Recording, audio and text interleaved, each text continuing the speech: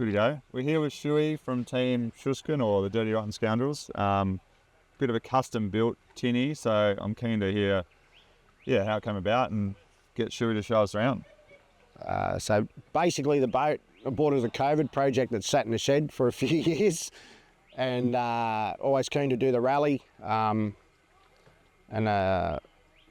last year we found out we got in, and then we had to hurry up and get the outboard out of the box, and we purchased 3 years ago and put a boat together. Had a lot of help with my offsider, who's not here, Phil Barnett, cubby. And so this is what we ended up with about 3 months later. It was a partially built Brooker hull. When I say partial, it's just a hull and sides when we got it. So from there, we started out with a fuel tank, which is in the bilge, about 120 litres, and then the floor frames bolt to that each side. So we're quite blessed in we're blessed to having plenty of fuel and not really fuel in the way. The idea is long term we plan to use the boat for work, so we're looking at having an open space boat, being able to work out of. We made an anchor locker, which a bit hard to see, but there'll be a roller fitted in there, and there's a flap at the back where there's actually mounts below to take an anchor winch down the track, so when the boat's used. So it's a bit of a dual purpose anchor locker. For the rally, we just we mounted a panel on top of the bimini, a bit of composite alloy paneling, nice and light, pretty efficient. We don't have any great deals with power, which we knew that was pretty important for the rally. Keeping beer cold. Yeah, well, the beer's got its own storage. Yeah, it's a little more accessible than the fridge. Yeah. We deliberately raised the shelf down the port side, so our fuel storage fits under the shelf. Yeah. So the boat is quite open and tidy. Do we want to step on? Yeah. I like the little bimby things you made up to hold the solar panel too. Yeah, the little hooks. Yeah, they just hook on. Yeah. So if we come on, we made a little cover to keep everything sort of nice and neat and tidy, which is not a major to undo. In the wet days and in the dew in the morning, it's quite good. So in here, underneath here, we have my crew bag, my crew's crew bag. We have a blow-up tent, quite not heavy, but pretty good. Probably a bit of a secret. Under the back we have 2 batteries, the voltage sensitive relay. So we leave our fridge on all the time, so we don't need to stress too much about the VSR. The solar panel comes in underneath here. We have a solar controller. Underneath the front, we just have a pretty simple King's outlet. So currently we have an input of 13.1 volts, and we are currently charging our, highly recommend if you do the rally, a really good mozzie zapper. That's been a godsend. It's not charging. There's a backup power supply we have, which we really just use at night for keeping our phones and whatever topped up.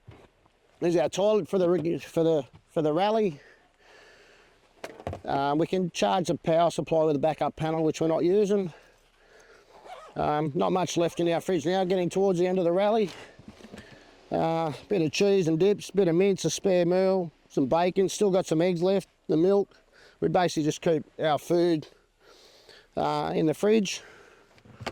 Obviously our toilet there is ready to go. Up the front we got our rubbish spins, our tarp we put under the tent. Try and store our fuel siphon so we don't get fuel everywhere. We got one of those flop up toilet tents if we need to use it. And out front we have our box, which is basically our sleeping gear. So our self-inflating mattresses, our pillows, our sleeping bags, so they're dry regardless of conditions. Nothing worse than any of that getting wet. Obviously we have a bit of water here. There's a shower up the front. We've got a bit of water. our fuel cans here. We jiggle our fuel into the fuel tank filler. When we done our little trial run, we decided those shitty seats weren't too good. So we got some good seats, got a good table. 2 burner stove wasn't enough, so 1 burner stove wasn't enough, so we got a 2 burner stove. Our dry foods and our cooking stuff. Probably, I don't want to get much in there, but that's our dry food, our cooking stuff. Our paddles and boat hook are on that shelf there. A little bit hard to get to, but it means we've got a lot of room in the boat to work around, you know. So. And you bought this flagpole just for the rally as well? Well, so Daniel, or Phil Barnett's son, sails in a sailing team along with the kids I taught to sail, and they're sponsored by a company I can't repeat. But that was left over from some of their promotions, so that was another acquisition, as we would call it. So, yeah. So this is what, 4.5 metres or? We're about 4.95. It's registered as 5 metres. Yeah, yeah. Look, it's a 4.5 metre hull. Yeah. There's a boat here which I own somewhere, but I've been using that for years. I found a problem with the transom being cut out. Is in the Schuy, you get a bit of water over the back, so I was really keen to do a pod. Yeah, yeah. The pod's great. You can stand on it. You can do whatever you want. Swing back in it. Yeah, I've got to put a ladder on, but we run out of time, so yeah. It was either a ladder or a cover, so we chose the cover. And like a 64 stroke or? Yeah, it's a Yamaha 64 stroke. Yeah.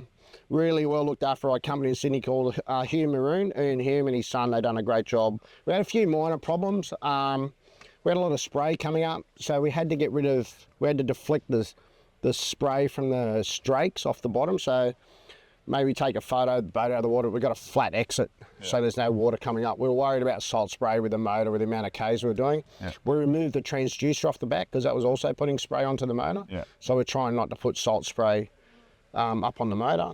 We started the rally with a 4-blade prop. Yeah. We weren't really happy with it, so after the second day, halfway through the second day, we changed back to the 3-blade. Yeah. And we got about an extra 4 knots of boat speed, still getting on the plane, no drama. So I don't know, I don't know enough about props, but. So it's 5 metre boat, 60, and you're still getting up on the plane.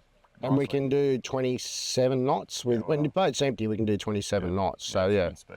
Yeah, the boat's a little heavy because when we built the floor and everything underneath, I built it strong, so we wouldn't ever want to have to fix it. Yeah, yeah. But yeah. And that's your own custom console and that console's a copy of the other boat. Yeah. I made it a little bit. Yeah.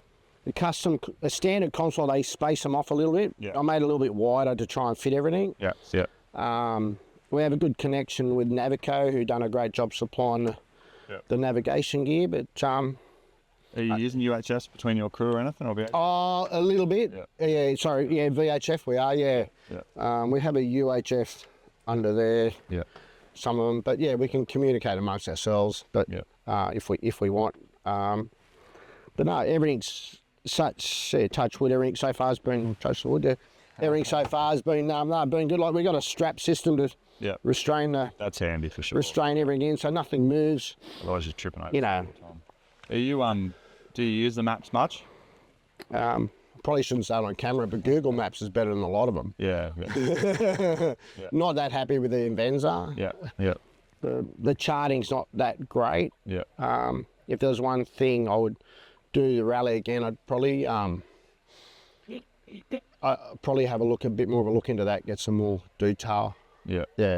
That's off. Yeah. So my navigator, quite into that. He's on the Avanza, but we're not that impressed with it. Yeah, Avanza's more good for land stuff. And I'm not to criticise or whatever, but as a whole, the detail, which, Yeah, Avanza's good for land stuff. There is no good maps, really. Like, Navionics will at least mark the navigation markers that have now been washed away in the floods in New South Wales. Yeah. But in South Australia, nothing's marked. So we're on CMAP.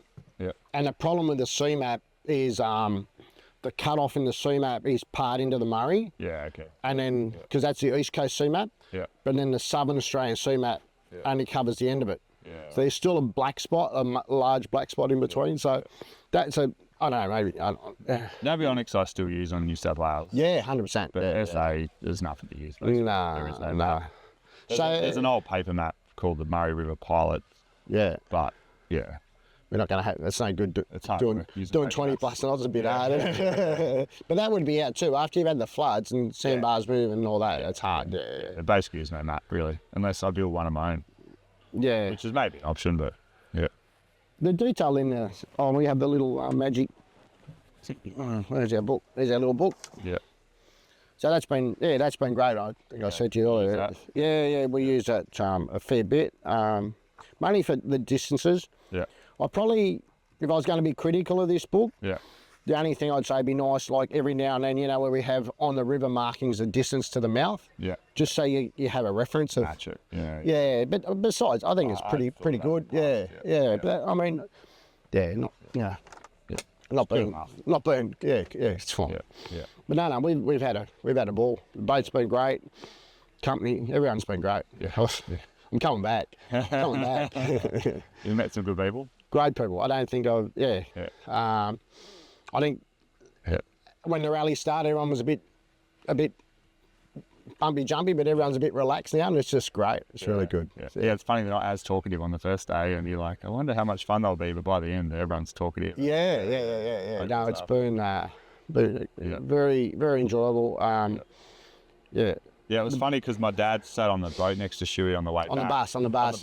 Yeah. And then when my boat had a leak, there's this bloke in high vis under my boat. I'm like, who's this fucking guy looking at this map? He's like, oh, we need this, and we need this, and we need that. I was like, is he just come off the street, or is he on the rally, or what's going on? And Dad's like, I was on the bus next to him. He's a welder. I was like, oh, sweet. So he helped us figure out what needed to be fixed when my boat had a crack in it. So we've been talking about boat designing since then. So yeah. Thank you for showing us around. No problem. No, it's been a pleasure, and I hope it.